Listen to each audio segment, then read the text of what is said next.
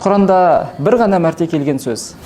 Аллах Тағала Қиямет сүресінде «Аяхсабул инсану айютрака суда» адам баласы ешқандай есепсіз бостан босқа тасталып қоямыз деп ойлап жүрме дейді. Енді осы аятта Аллах Тағала қолданған суда сөзінің мағынасы ақиқатында нені білдіреді?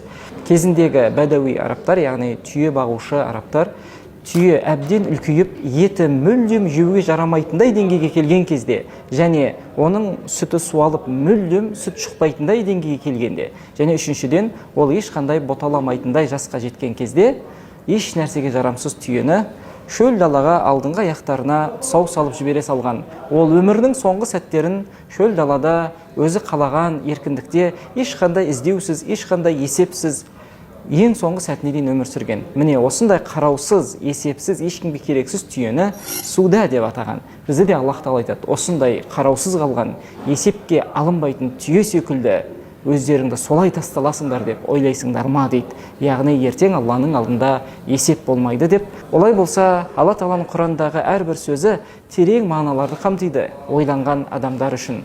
Алла Тағаланың сөзі хақ.